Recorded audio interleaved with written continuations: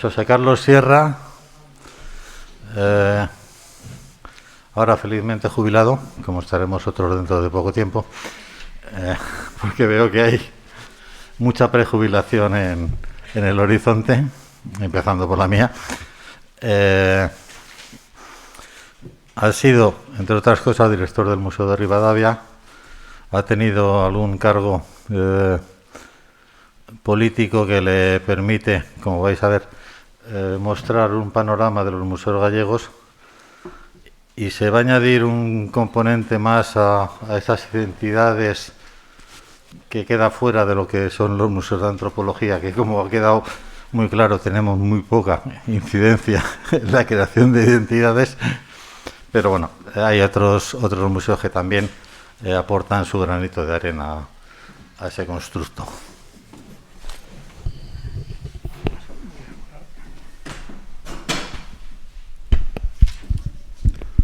Bueno, buenos días. En primer lugar, como es perceptivo y de rigor, agradecer al Museo de Antropología la organización de este curso y de estas jornadas y su invitación a participar en ellas, y muy especialmente a José Luis Mingote, digamos, muñidor y organizador de este evento. Voy a tratar de resumir al máximo la intervención para que haya un tiempo para ese coloquio, debate que he previsto, y digamos, partiendo además del hecho de que después los textos van a ser prontamente publicados y por lo tanto la letra menuda y los detalles de cada intervención van a poder ser consultados por todos los presentes, y esperemos que por mucha más gente interesada en las cuestiones que motivan este curso. La historia del museo como institución, de los museos como entidades en Galicia, es una historia relativamente reciente, en ese sentido, un cierto paralelismo con nuestros vecinos asturianos, pero de alguna manera no tan radical como la expuesta por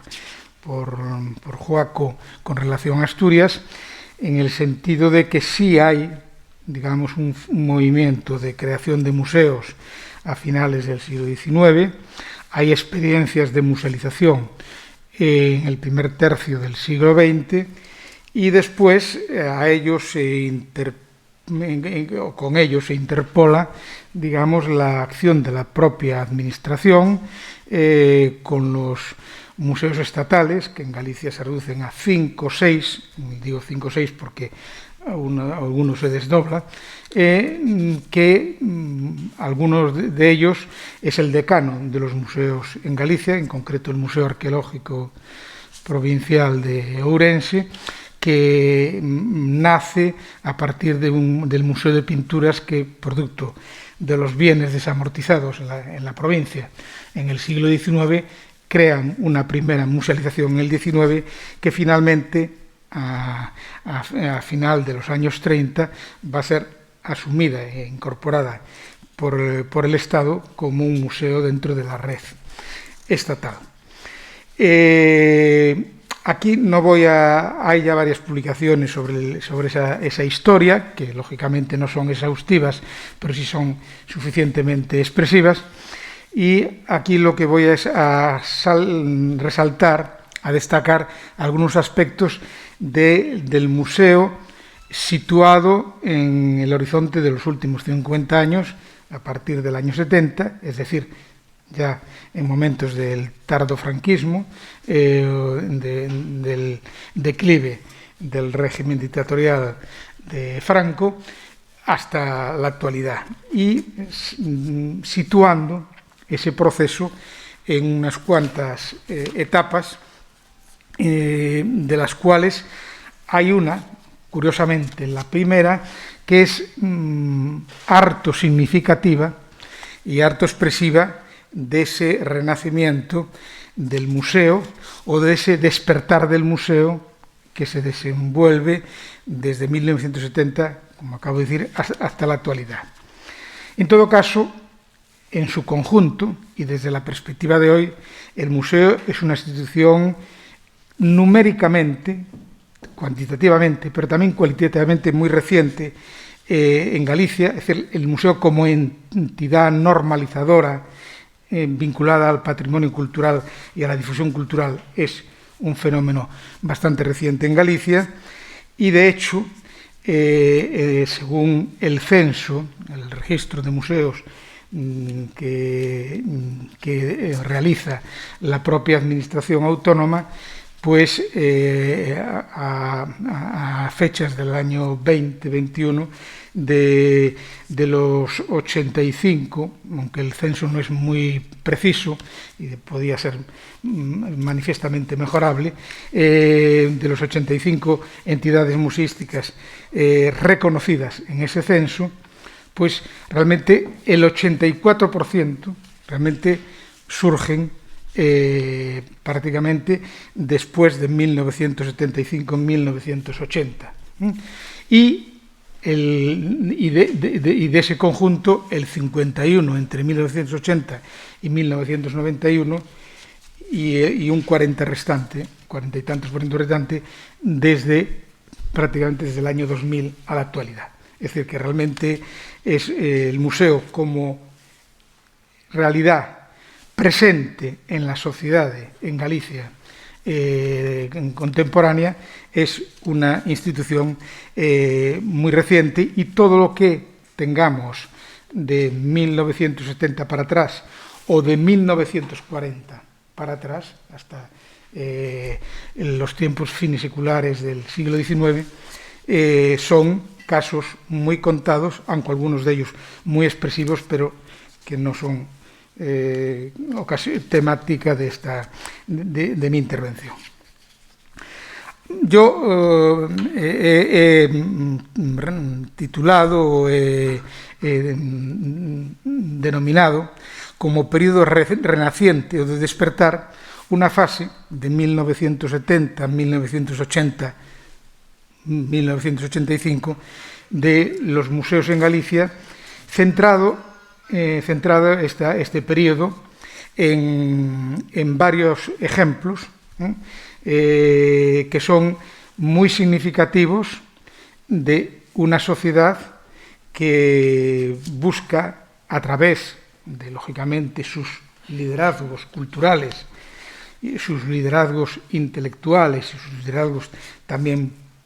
políticos, no políticos partidarios, no políticos de conciencia política, digamos, recuperar en buena medida lo que había sido truncado con el alzamiento, con la rebelión militar del año 36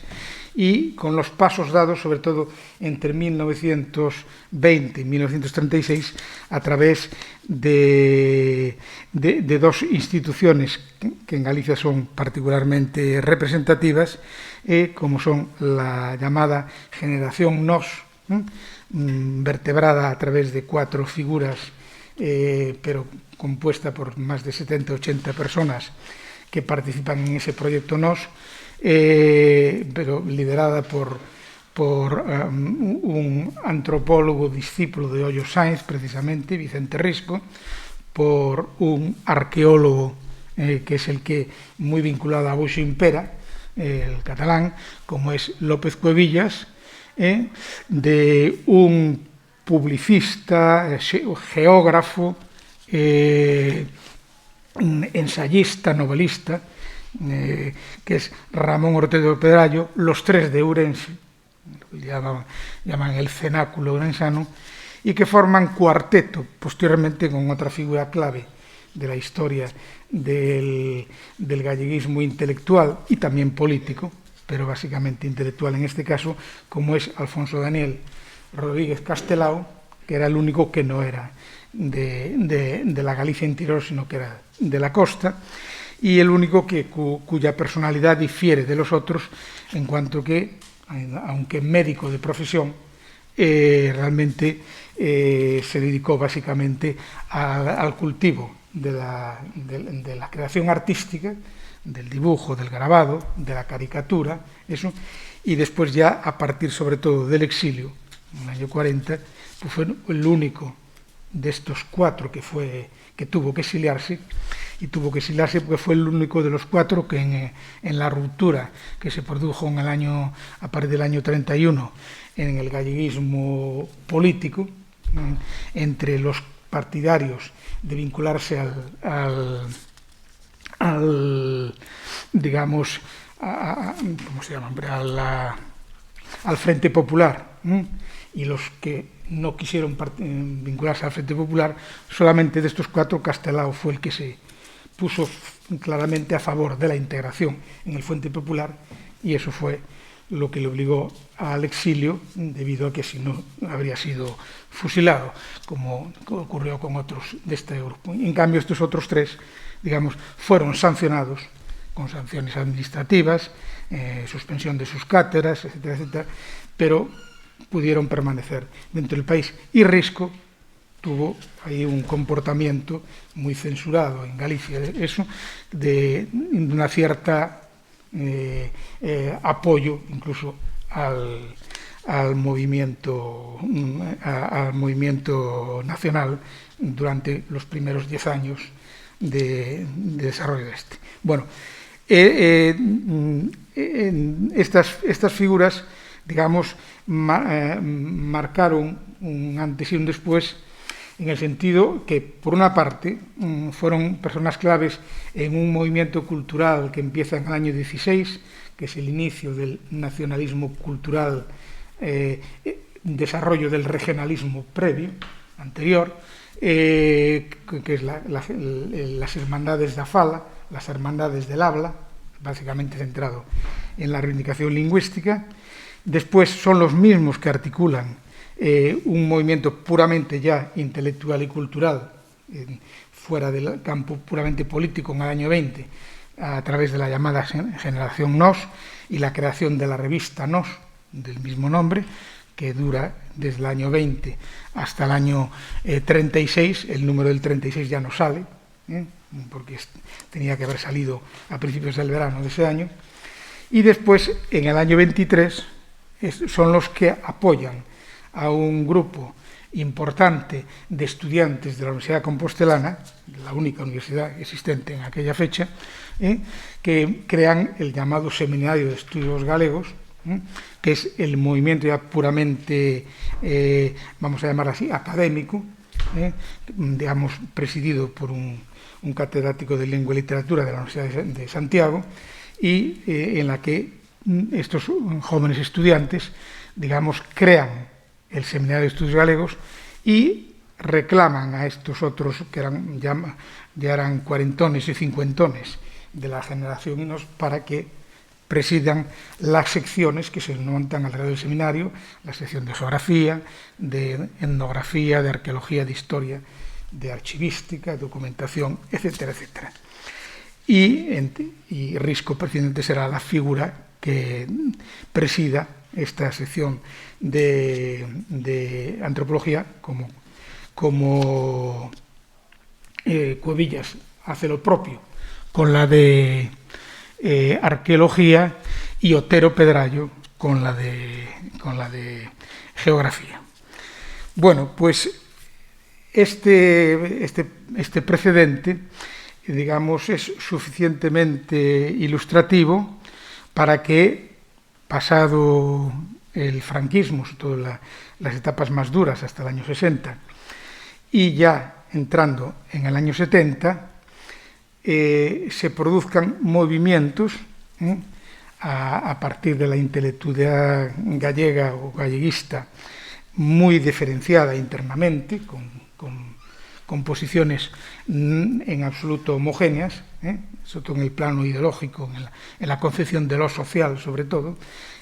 pero bastante homogénea en el tema, sobre todo cultural y lingüístico, y curiosamente el año 70, el año 71 en concreto, el año 72 y el año 76, se caracterizan por la promoción de 3 entidades museísticas que son, de alguna manera, las que en este momento que periclita el franquismo y que ya debilitado, se abre, hay una apertura en lo cultural suficientemente elástica para que figuras más moderadas dentro del galleguismo cultural, digamos, promuevan 3 iniciativas musealizadoras, amparadas en el formato de casa-museo,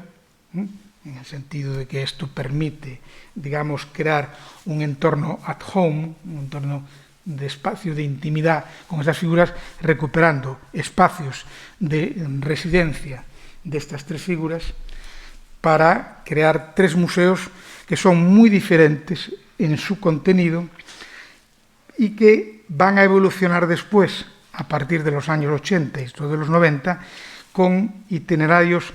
paralelos, aunque no estrictamente coincidentes. Me refiero a la creación de la Casa Museo de Rosalía de Castro, un poco el florón de todo este asunto, una poeta sobradamente conocida, que es la de más edad de todo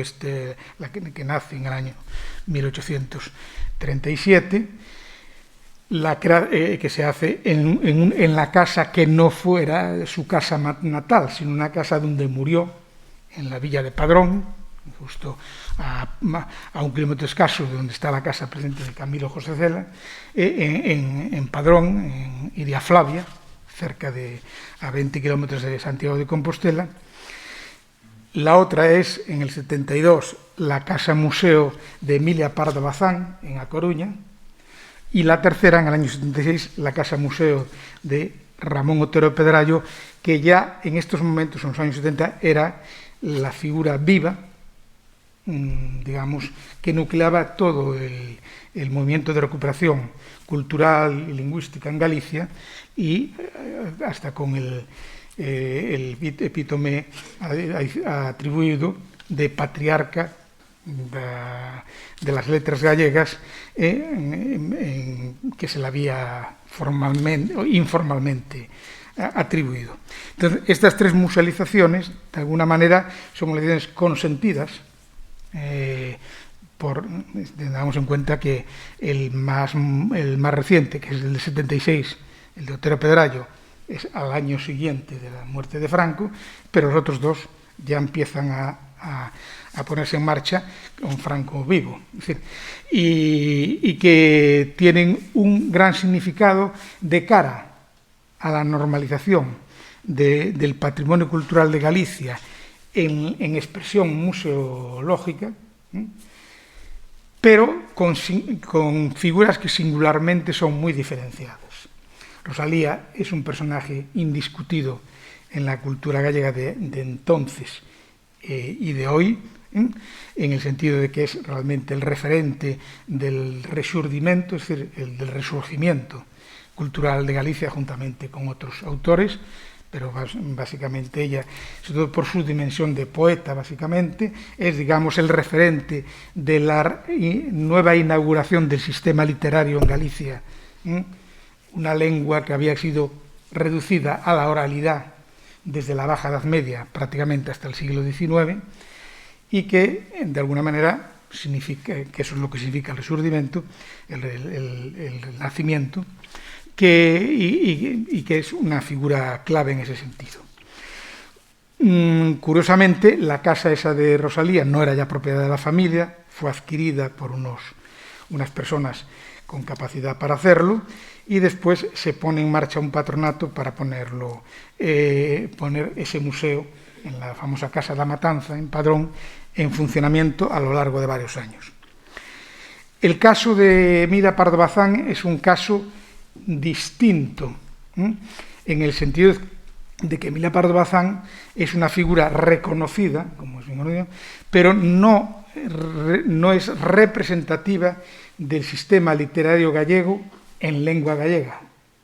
Si es reconocida dentro del sistema literario gallego y español en lengua castellana. De alguna manera esto crea dos figuras contrapuestas, pero curiosamente en el año 56 y 57, año del fallecimiento de la hija y de la nuera de Emilia Pardo Bazán, estas legan la casa familiar de Emilia Pardo Bazán en A Coruña a la Real Academia Galega, que es una institución que no fue suspendida en el franquismo, fue controlada, pero no suspendida, y con la condición de la creación de que la Academia Gallega recibía todo el edificio, los enseres y todo el material que albergaba la casa, en mobiliario, en documentación y incluso en obra, y con la condición de que sin fecha fija se constituyera allí, en ese edificio, un museo. En esa casa, la Real Academia reinstala su sede como Real Academia, que convive espacialmente con la casa museo de Emilia Pardo Bazán. Emilia Pardo Bazán, que es una figura distinta a Rosalía, es una figura de la mesocracia local, con título nobiliario,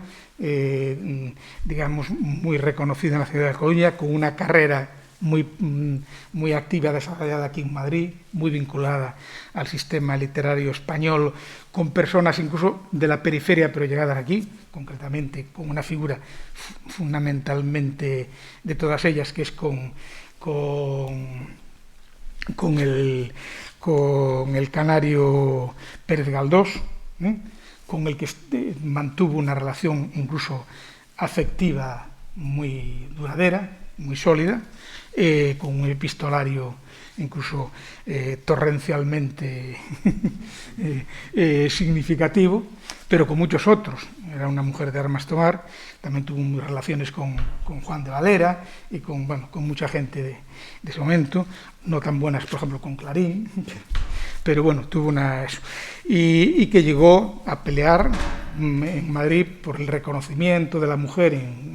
en posiciones de representación científica y académica importantes, hasta conseguir la cátedra universitaria, que de alguna manera fue en ese sentido una pionera. Evidentemente, la Academia Gallega tiene que desarrollar esto cuando en un sector del galleguismo histórico la Pardo Bazán no era, digamos, una persona, digamos, muy admitida, precisamente porque su obra en gallego es muy minoritaria, como le pasó a Valle Inclán. Pero se da la casualidad, por otra parte, que el contenido de su novelística, como la de Valle Inclán, es un contenido de un valor etnográfico y antropológico extraordinario, sobre Galicia, curiosamente. Es decir, realmente son auténticos cronicones, densos cronicones de la vida rural y campesina, muy interesante en sus diversos estratos, porque está desde la hidalguía rural, los señores de los pazos o de los palacetes rurales, hasta el último jornalero. Es decir, que realmente en ese sentido tiene un gran interés. Y después, como es bien sabido, todo en el mundo de los antropólogos, Emilia Pardo Bazán, admiradora de Machado y Álvarez, es la que promueve en Galicia, en Coruña, la constitución de la Sociedad del Folclore Gallego en el año 1884. Y que elabora, hace un momento hablábamos de esos temas, elabora un primer cuestionario de encuesta etnográfica. No la elabora ella, la elabora un grupo de gente de la intelectualidad coruñesa vinculados a ella y también al marido de Rosalía de Castro, a Manuel Murguía, el historiador, con el que Emilia Pardo Bazán tenía una relación bastante conflictiva, pero y de alguna manera ese perfil de la Pardo Bazán es la que lo hace digerible o asumible para el metabolismo sociocultural del galleguismo cultural. En ese sentido, aunque hay sus más y sus menos. Y la tercera figura es Ramón Otero Pedrayo, también una figura poco discutida como Rosalía,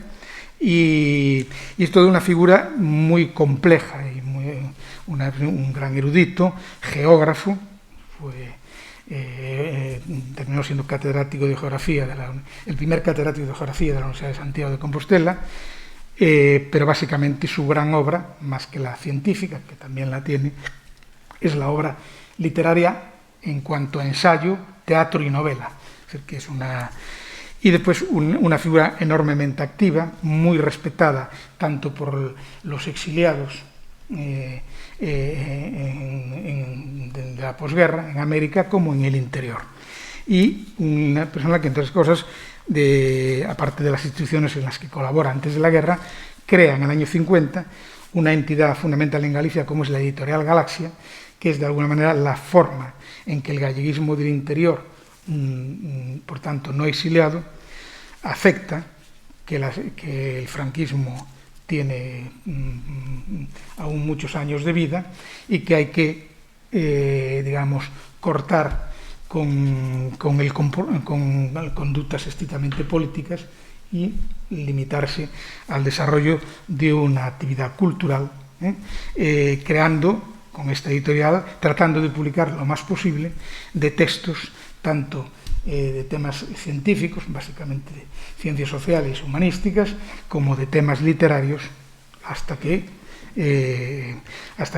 no se puedan hacer otras cosas, pero ya renunciando, sobre todo por la edad que van cumpliendo la mayoría de sus miembros, renunciando a compromisos políticos, sobre todo cuando a partir de los años 60 el galleguismo y el nacionalismo, sobre todo en Galicia, digamos, renuncian de alguna manera a esa tradición de los clásicos, y es un nacionalismo básicamente de izquierdas, incluso muy penetrado por el marxismo. Es decir, que sí hay nacionalismo marxista. Es decir, otra cosa es que sea censurable o discutible o no, pero existe. Y realmente lo que es hoy día el Bloque Nacionalista Galego se crea a través, en el año 68, con dos partidos, el Partido Socialista Galego, que muchos después son los que van a ingresar en el PSOE, y la Unión do Pobo Galego, que es la que era de abierta y confesada por escrito filiación comunista, que es la que después vertebra con muchos independientes lo que será a partir del año 85 el Bloque Nacionalismo Galego. Y estas corrientes lógicamente respetan a esos próceres, a esos precedentes de la generación NOS, del Seminario de Estudios Galegos, y todo eso lo respetan, pero evidentemente no están en esa onda. Y entonces ahí hay... Por eso, en estos mismos años, en el año 77-78, en este mismo periodo de despertar y de renacimiento del museo, aparte de estas tres musealizaciones, con formato, insisto, de casa-museo, lo cual tiene mucho significado, porque es que hay espacios culturales, espacios de referencia, de cierta veneración, no digo de peregrinación, pero sí de cierta referencia, con matices, porque evidentemente no es lo mismo lo que supone la Casa-Museo Rosalía de Castro que la que supone la de Emilia Pardo Bazán, pero sí son importantes en el sentido de que tratan de vincular un patrimonio de enseres, un patrimonio inmobiliario y una obra y unos compromisos, todo, curiosamente, dos mujeres de los tres museos que se crean, con perfiles muy diferentes, pero de mujeres a fin de cuentas, y ambas con conciencia de su condición femenina, y Otero Pedrayo, que tiene otro perfil en ese sentido, y pues es un varón. Y entonces ocurre que en el año 77-78, cuando ya la Universidad Compostelana empieza a nutrirse de nuevas generaciones de estudiantes y de jóvenes titulados muy ligados, o bien algunas de las figuras históricas de los discípulos de estos otros individuos, sobre todo vinculados a figuras del Seminario de Estudios Galegos, es decir, de gente como Xaquín Lorenzo, de Fermín Bouzabrei, de Antonio Fraguas, etc., que ya eran personas que rondaban los 60, 58, 60, 60 y tantos años en el momento, y que estos se vinculan a través de lo que quedó en Galicia del Seminario de Estudios Galegos reapropiado por el franquismo, cuando crea, bajo el amparo del Consejo Superior de Investigaciones Científicas, el Instituto de Estudios Gallegos Padre Sarmiento, que se apropia de toda la biblioteca y de todo el material del seminario, pues muchos de la gente que había participado en el seminario, que se habían quedado dentro de Galicia, que no habían sido recibido represión dura, pues se van alineando dentro del seminario y ahí van incorporando después, sobre todo a partir del año 68, 70, 75, a nuevas generaciones, y estas generaciones son las que promueven, a través del Colegio de Arquitectos de Galicia, la creación de una institución que ya no es la casa museo de una figura emblemática, sino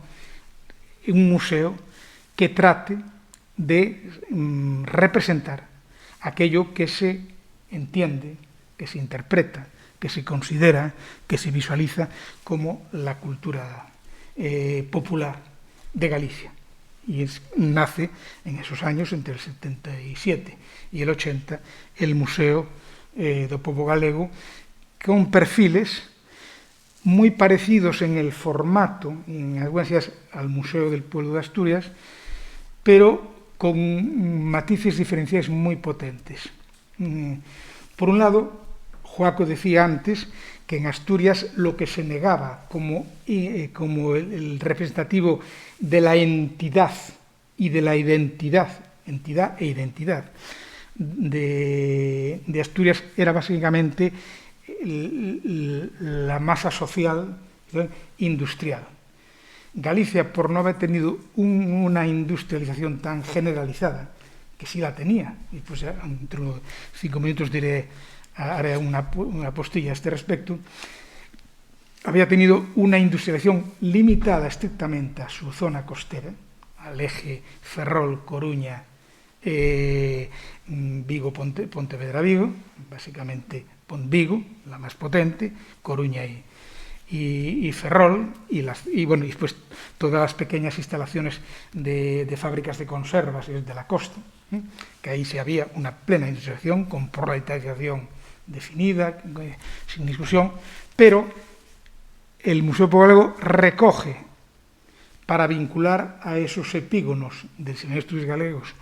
aún vivos, como Xaquín Lorenzo, como Fraguas, a los que nombra sucesivamente presidentes del nuevo museo,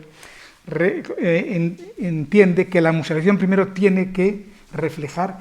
la idea y la idealización de lo que estos etnógrafos habían definido sobre Galicia como la definición de Galicia, que era la cultura agrocampesina. Y entonces, evidentemente, las salas del Museo Pobo Galego entre el año 79-80 hasta el año 90 y tantos es básicamente lo que está allí reflejado. Es un modelo de museografía, de oficios y de actividades básicamente ligadas a las comunidades agrarias, al campesinado parcelario histórico, con una museografía que básicamente, que para aquella era bastante avanzada, que reproduce, como tengo ya planteado en otros trabajos anteriores, a la museografía del ATP de París, a la Galería Cultural del ATP de París, el Museo del Bois de Boulogne, ahora extinto, como ya se explicó aquí con mucho detalle. Entonces, pero el Museo Pobo Galego, que parecía que se iba a quedar encajonado en ese corsé, claro, estaba formado por gentes de distintas generaciones. De hecho, el Museo Pobo Galego tiene una estructura, es una entidad de derecho privado, lo cual le da mucha libertad de actuación frente a la administración, no tanta como se quisiera, porque depende de subvenciones de la propia administración para poder sufragar sus costos. pero tiene una masa crítica importante en cuanto que su patronato, formado por más de 40 personas, está básicamente integrado por profesores universitarios, profesores de enseñanza media o por profesionales de otros museos. Generalmente, en concreto, buena parte de los conservadores y directores de los museos de titularidad estatal o de gestión transferida se incorporaron al patronato del museo. Por tanto, de alguna forma tiene ahí una masa crítica importante eso. Y después los propietarios del museo, que es una asociación de más de 1000 socios, evidentemente son, digamos, de donde surge el patronato y el gobierno de la institución, aparte del equipo técnico de dirección y de los técnicos que trabajan en el museo. Esto ha permitido que, claro, como ese es patronato, hay gente que, o había, muchos ya han muerto, gente que tendría hoy si viviera cerca de los 90 años o más, a gente que hoy día tiene 30 y muchos o 40 y tantos años, se ha abierto a patronas, porque ha habido una reivindicación potente de mujeres para participar en la empresa. Entonces, evidentemente, el museo está desarrollando, a partir de los años 80 y 90, unos nuevos planteamientos, unos nuevos postulados, en que sin renunciar a la idea cultural de partida, sobre todo, básicamente, el tema sobre todo de la lengua, que es, digamos, el tema más potente en el galleguismo, el único que une un poco a todas las distintas sensibilidades, en cambio, con mucha distancia, mucho freno frente a los partidos políticos. En ese sentido, en los estatutos está claro. De hecho, el museo no puede ceder sus espacios para ningún mitin partidario, eso está consignado por escrito, aunque después entre sus patronos y socios haya gente que sí tenga carné de los grupos políticos, pero eso se ha controlado y se ha hasta ahora mantenido bastante bien, lo que le permite, tanto frente a la administración, que gobierne en cada caso, como frente a la estructura partidaria del país, digamos, tener un parapeto que impida manipulaciones no deseadas. Y además el patronato se reúne cada 2 o 3 años, digamos, se plantean las cosas, hay posicionamientos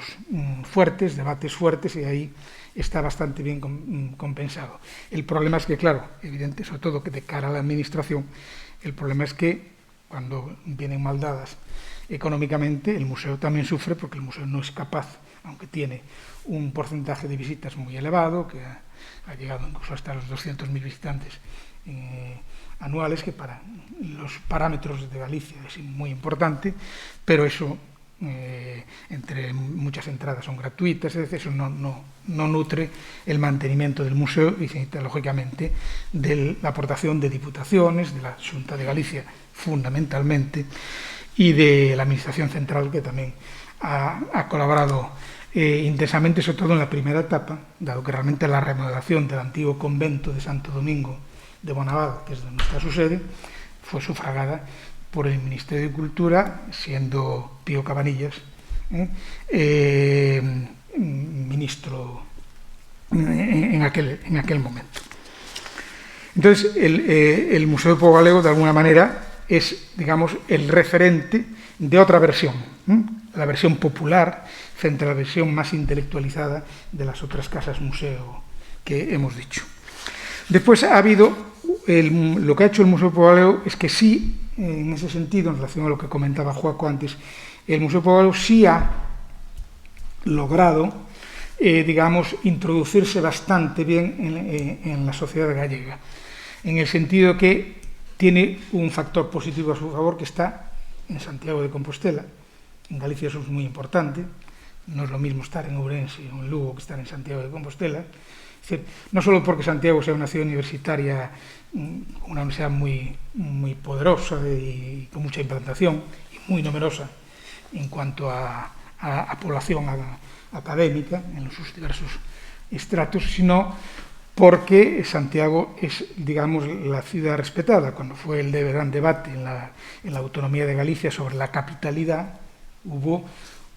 toda Galicia se posicionó, hubo hasta una especie, no un referéndum, pero sí casi un referéndum tácito de quién debía ser la capitalidad, salvo Coruña ciudad, que se postuló a sí misma como capital. El resto de todas las poblaciones de Galicia, todas las que tenían peso, las capitales de provincia o ciudades, cierta entidad como, no digamos, Vigo, que es el buque insignia de lo que es la economía en Galicia, o Ferrol, o villas de 30 o 40.000 habitantes, todas se posicionaban a favor de Santiago de Compostela, como que era la capitalidad, digamos, que tenía el valor histórico, el tema de la peregrinación, la catedral, no porque las otras no tengan catedrales, no porque la catedral con mayúsculas, y después porque, evidentemente, alrededor de Santiago se habían sucedido todos los eventos culturales de importancia en Galicia en los últimos 100 años, ¿no? Salvo alguno, porque la Real Academia Gallega, que se crea en el año 1906, ya desde el principio monta su sede en Santiago, pero eso es porque Manuel Murguía, el marido de Rosalía de Castro, vivía en Coruña y allí había un sector cultural muy potente, y entonces logran eso, y pues por un cierto pacto de que la Real Academia Gallega nace por una iniciativa de los gallegos de la emigración. Joaco hablaba hoy del tema de importancia de la emigración en Asturias, en Galicia otro tanto de lo mismo. Esto es la emigración cubana, argentina y mexicana, son las tres más poderosas, y entonces ahí tuvo una gran influencia para que eso ocurriera de esa manera. Bueno, pero Santiago, digamos, es un sitio no discutible para nada, en el sentido de que nadie discute que Santiago organice o crea algo. Otra ciudad, ya el localismo ya surge con mucha más efervescencia. Entonces, en ese sentido, se producen en Santiago estas iniciativas.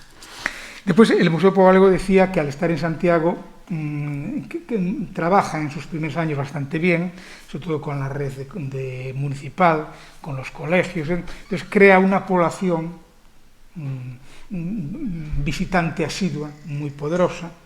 Hay un gran compromiso, todo el profesorado, de algún profesorado de enseñanzas primarias y también algunos de enseñanzas medias, de establecer que el Museo do Pobo Galego es un lugar de visita obligada,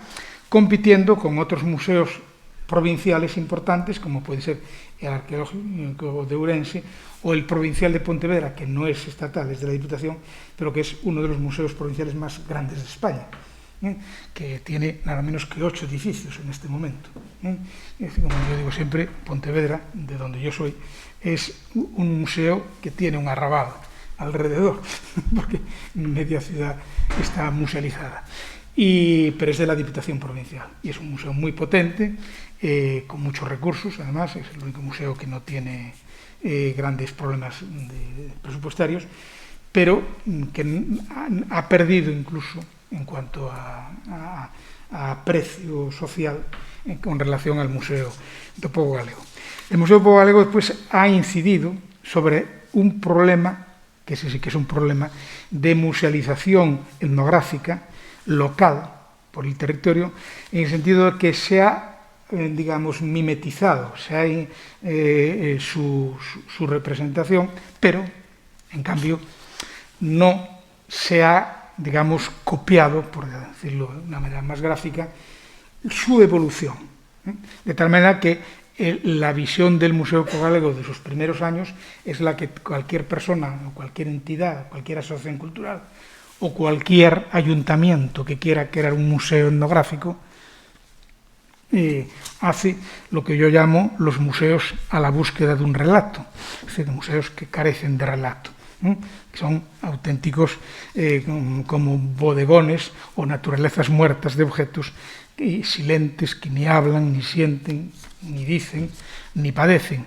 y que ese es un gran problema de la museografía local en Galicia, sobre todo en el campo etnográfico. Y después hay, que eso lo desarrollo en el trabajo escrito con más detalle. Y después hay un caso muy interesante, que lo citaré un poco con 2 datos más y corto ya la intervención para facilitar el debate, y entonces ya elimino muchas cosas que tenía previstas. Es decir, que es el papel que, aunque aquí en el ejemplo que voy a poner sea muy significativo, pero que deberíamos reflexionar bastante sobre esa cuestión, sobre todo cuando se está hablando en los famosos museos postcoloniales de la Volkerkunde, tal, que nos fueron expuestos ayer con mucho detalle, en muchos casos y en muchos ejemplos, sobre el tema de la reducción a un sociodrama plástico, artístico, del museo, en prejuicio de la tradición museográfica, etnográfica anterior. Bueno, pues eso, que es un tema que conviene plantear, en el sentido de que yo no le veo a ese proceso, no le doy un carácter totalmente negativo, aunque sí soy crítico con esas experiencias, porque habría que replantearla. Evidentemente el que Brownlee, evidentemente me parece que ha sido una especie de huida cara a ningún lado, que no se encuentra a sí mismo en lo que pretendía de entrada, pero sí hay que plantear seriamente, y lo estamos viendo incluso en exposiciones temporales, no en montajes permanentes de los museos de arte, incluso aquí mismo en Madrid, en algunas exposiciones con museos de arte, que son museos que están haciendo aquello a lo que renuncian muchos museos etnográficos, que es a construir un relato. Y eso es una parte positiva del museo, de algunos museos de bellas artes, no de todos, y lo otro es un aspecto negativo en el museo etnográfico. Pues bueno, en Galicia también en el año 70, un momento muy precoz, dos figuras muy importantes en la historia cultural de la Galicia contemporánea, que son Isaac Díaz Pardo, que es la persona que recupera toda la antigua instalaciones del viejo Sargadelos, y un pintor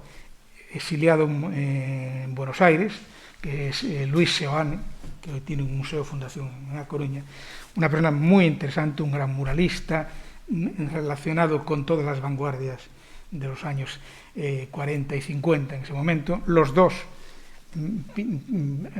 Isaac, pero también pintor que deja la pintura para dedicarse un poco al tema más de la artesanía. Pero los dos personas muy combativas en el tema de la renovación plástica en Galicia, de las nuevas vanguardias, que critican a todo lo que se había hecho en artes plásticas en Galicia hasta los años 30, los 25 y 30, y defienden la renovación de las artes plásticas en Galicia, pero la defienden con un planteamiento identitario. Pero un planteamiento identitario también muy crítico, en el sentido de que dicen que en la aportación de la diferencia, es una frase de Luis Seoane, en la aportación de la diferencia de las formas de las diferentes culturas construimos el ecúmene. Es decir, que la sociedad universal solo se puede construir con un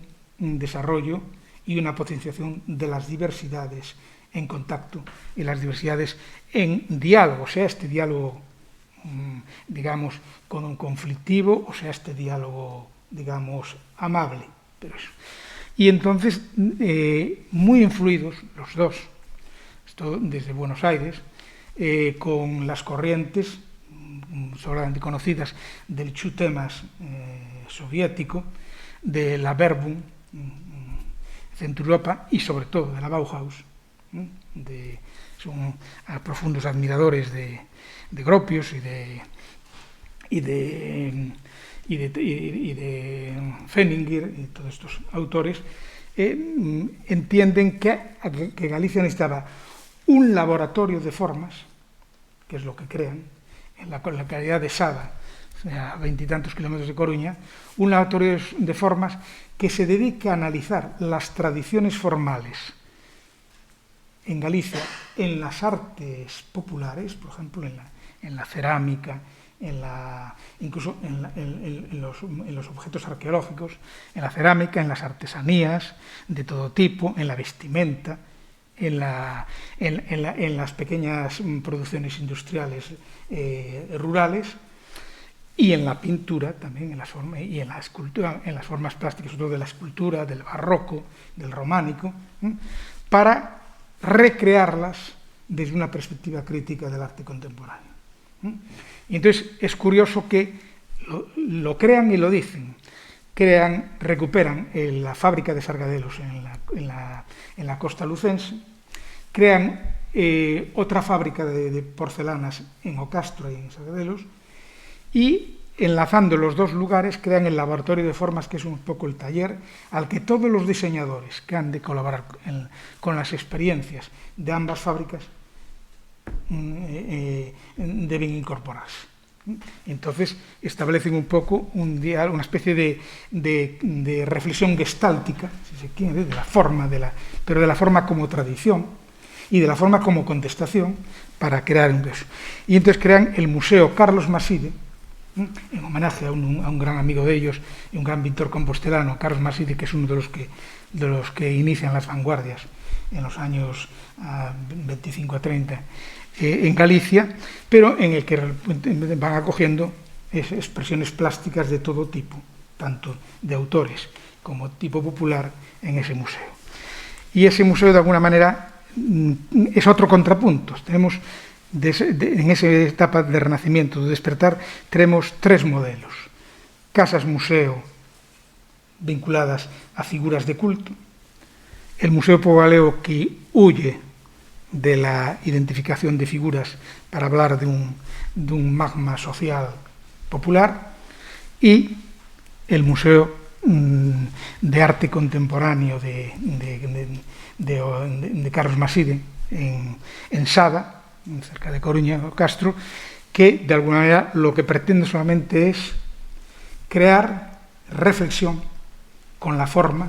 para que incluso las identidades históricas, las identidades recibidas, puedan replantearse, remodelarse y asumirse desde otros planteamientos, siempre sin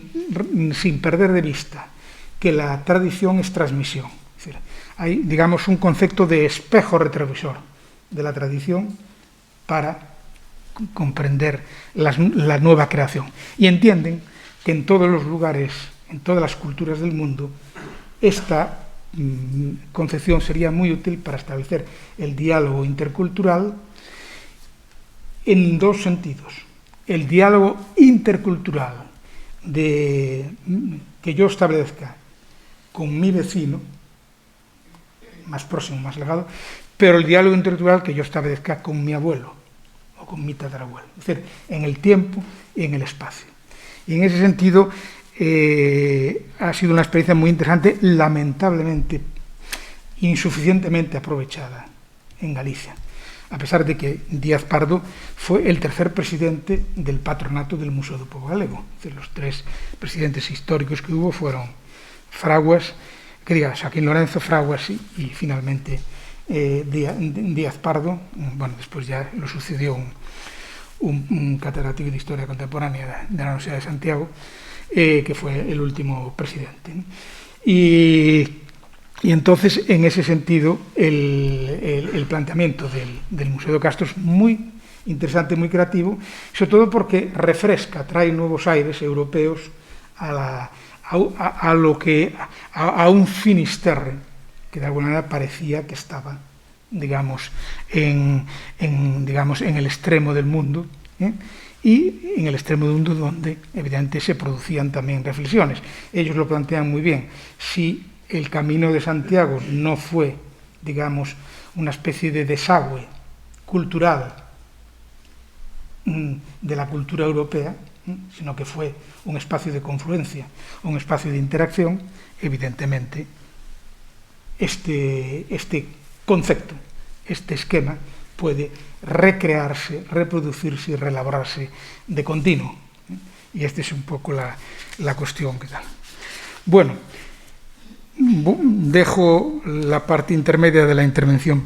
ya para acabar y para no liarme más, pero solo hago una referencia a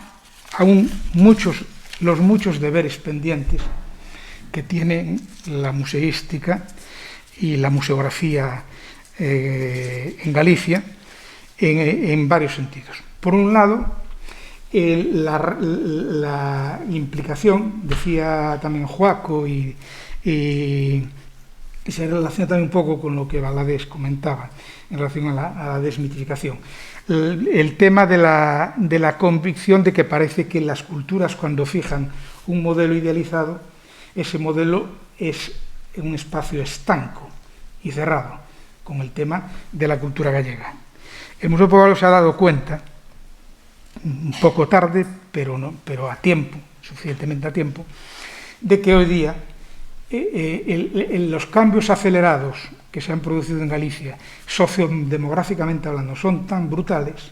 De hecho, los economistas agrarios, que hay una escuela en Santiago muy potente y que hacen análisis muy interesantes de la cuestión y que hay que leérselos porque evidentemente son fuentes multidisciplinares que hay que asumir para entender lo que nos ocurre en nuestro entorno, hablan de una transformación abrupta de Galicia en los últimos 50 años. Y es verdad. En 1970 solo, en el momento en el que yo estoy hablando de estas iniciativas, Galicia tenía una relación campo-ciudad de 70 campo, 30 población urbana. A partir del año 2002-2003, por tanto, 30 y tantos años después, justo la relación es la opuesta. El 70% de la población gallega actual vive en espacio urbano y el 30% en espacio rural, hasta el extremo de que solamente la ciudad de Vigo tiene más población que toda la provincia de Ourense en estos momentos, que está desertizándose a ritmos muy, muy preocupantes y alarmantes, con lo que conlleva eso para el equilibrio medioambiental. Los incendios de que tanto se habla de Galicia, pero nadie analiza el por qué, como si eso se incendia porque hay locos que prenden fuego, evidentemente, digamos, pero no hay que transformar en un concepto penal y delictivo los comportamientos. Hay incendios porque, evidentemente, hemos pasado de nuevo del Áger al Saltos, en sentidos medievales,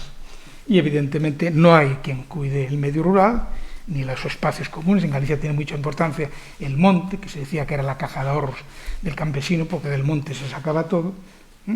Si el monte se abandona y ya no tiene interés para las nuevas prácticas agrarias, para las nuevas explotaciones, evidentemente eso es un polvorín. Entonces, el abandono del rural puede llevar a que los incendios cada vez vayan más. Y si el cambio climático con el que nos amenazan, y parece que nos amenazan algunos con bastante ponderación y con buena información, se desarrolla, eso puede ser un elemento adicional mucho más potente. Por eso, evidentemente, la sociedad gallega actual ya no es la sociedad campesina. El campesinado ha desaparecido. Una cosa es rural y otra campesino. Puede haber muchos no rurales. Yo mismo soy rural en cuanto a residencia, pero ya no formo parte de la sociedad campesina. Pero el campesinado ha desaparecido como formación social histórica, como protagonista de la historia, según los planteamientos de los autores de Nós y del Seminario de Estudios Galegos, y hoy día Galicia es una sociedad homologable a cualquier otra, en cuanto que es una sociedad urbana, básicamente urbana, y por lo tanto la identidad gallega actual está en las ciudades. ¿Y cómo se explica eso? Que no haya ninguna propuesta musealizadora concebida en términos históricos y antropológicos que piense en esta nueva realidad. esta nueva realidad que tiene enlaces, porque evidentemente mucha de esa población urbana procede del rural, por tanto, el binomio historia-memoria juega en ese proceso. Y en ese proceso avanza información y avanza imágenes de una tradición, porque las generaciones están nietos, padres, abuelos, bisabuelos, y evidentemente el nieto y el bisabuelo son de orígenes distintos geográficamente, pero evidentemente en ese flujo generacional puede circular, digamos, tradición más o menos continuada, más o menos interrumpida, pero, como diría Habermas, hay una acción comunicativa en ese proceso. Y eso hay que empezar a plantearlo, en que el museo tiene también que contemplar eso para, es lo que se debatía tanto estos días, es decir, para que no dejemos, no tampoco hagamos lo contrario, para que no desmontemos de los museos ese patrimonio agrario y rural, que es muy importante porque da una parte importante de las claves, pero también que vayamos al encuentro de la sociedad actual que necesita que haya museos que le expliquen el proceso, que le muestren el proceso con los objetos. La excelente, que yo siempre no es porque esté delante, pero la alabo por todas partes, por oral y por escrito, donde voy, que es la exposición esa permanente del Museo del Pueblo de Asturias sobre la vida cotidiana de la que nos hablaba antes Joaco. Me parece una muestra excelente de cómo se puede contar esto, en el sentido de que está, digamos, una sucesión, y en esa sucesión están todos los elementos, ¿no? Y en esa sucesión es donde también podemos desmontar los mitos, ¿no? Pero al mismo tiempo aceptarlos, porque el mito forma parte del interés antropológico, pero explicarlo como mito y presentarlo como una realidad asumida o representada. Y en ese sentido es curioso que no haya un patrimonio y un museo de la industrialización, cuando realmente hay digamos, Vigo es una ciudad plenamente industrial, Ferrol fue una ciudad desactivada industrialmente porque estaba en el monocultivo de los astilleros, fue desmontado con todo el tema de Navantia y todo eso. Coruña también es una ciudad industrial, y toda la costa, las pequeñas villas de la costa, está el famoso patrimonio de la conserva, que es fundamental. Bueno, pongo ahora unas imágenes para ver. Este, por ejemplo, es en el Museo Pardo Bazán. Todos estos museos han, de alguna manera, hecho algo que también era necesario,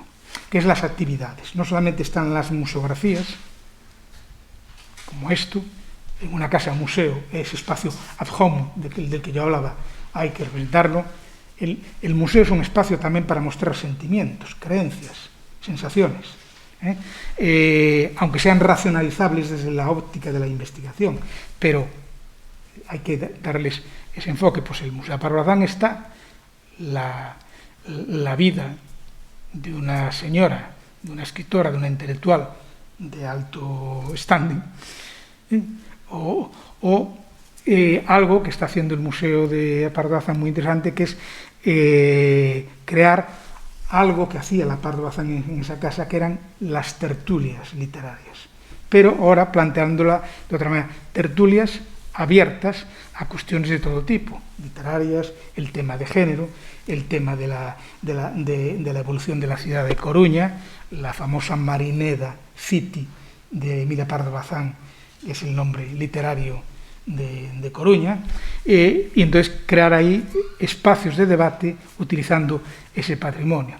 En el Museo Pobo Galego se está haciendo un trabajo muy importante en la recuperación de la memoria oral. Se ha creado el archivo del patrimonio oral de la identidad, tanto para el patrimonio musical como para historias de vida y todo eso. Entonces se hace, a través del Departamento de Educación, los cafés de la memoria con diversas actividades. Por ejemplo, esto es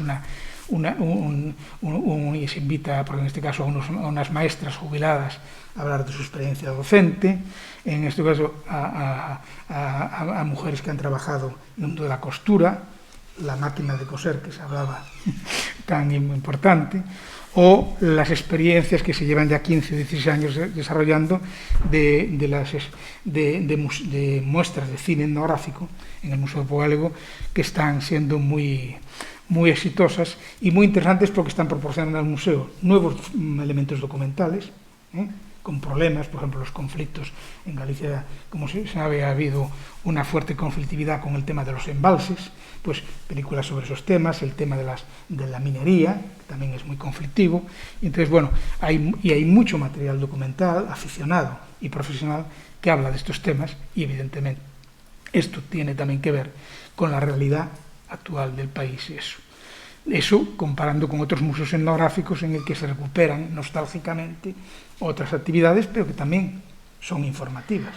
porque en la memoria de los que participan de estas experiencias de recreación de actividades agrarias está su propia sensación, su propia conciencia de esa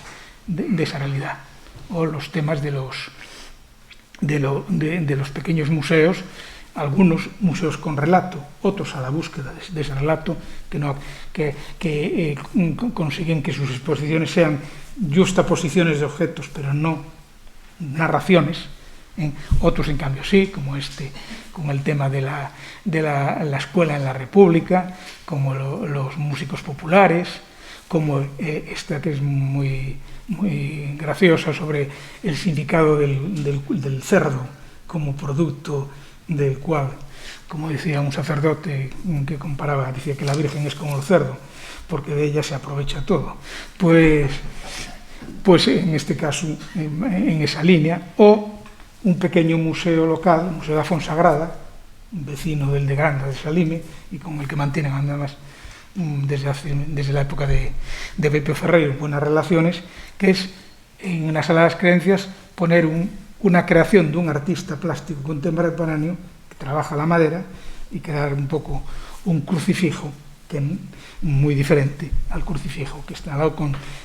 haciendo diálogo y contraposición entre formas expresivas plásticas de uno y otro caso. Y este es la instalación de O Castro en Sada, el Museo de Carlos Masí de Sagadelos, ese que hablaba yo antes, que lamentablemente, poco antes de morir Díaz Pardo, perdió un pleito con los accionistas de la empresa. Y entonces los accionistas perdió un pleito porque lo fueron arrinconando, le compraron las acciones, él no pudo aguantar esa presión económica porque querían convertir la empresa en una sociedad plenamente capitalista, accionarial, y él se resistió hasta que pudo en el tema, porque su concepto era el tema del arte e industria. La Bauhaus consiguieron dejarlo en minoría y al morir él, lo primero que hicieron fue cerrar el museo que es hecho de un arquitecto muy influido por el tema de la Bauhaus, que es Fernández Albalá, de A Coruña, al que le encargó tanto la fábrica como el museo, que está totalmente cerrado desde hace unos 8 o 10 años. Y no hay una forma. Y estas son otras experiencias que se han hecho en los museos de trabajar con otras identidades, que son las identidades de género, las identidades de pequeños colectivos, los temas del Alzheimer, que el Museo Pobo Galego y el Museo Etnolóxico de Ribadavia hemos hecho un programa durante 6 o 7 años hasta que la Xunta se lo cargó, de trabajar con los objetos del museo con enfermos de Alzheimer. Según su postración social, cogíamos los objetos que eran de su propio entorno y funcionaban los talleres de rememoración con bastante interés. Y después están, lo más reciente, el tema del patrón industrial del que hablaba, que hasta ahora solo tenemos experiencias puramente privadas. Alguna muy interesante,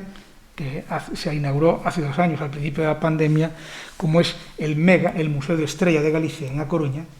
instalado, empotrado dentro de la propia fábrica, y que es muy interesante en cuanto que juega con 3 parcelas identitarias. La idea puramente del museo de la técnica, la elaboración, el tema de los cultivos, el tema del lúpulo, que toda la zona de Betanzos y Pontedeume se extendió a instancias del Museo de Historia de Galicia, que se creó en el año 1906, por eso esa cerveza que se llama 1906, que es la expansión del cultivo del lúpulo,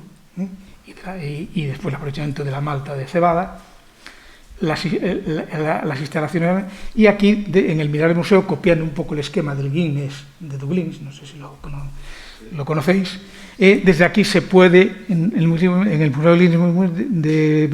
Dublín, se ve el exterior de la fábrica, pero aquí en cambio puedes ver,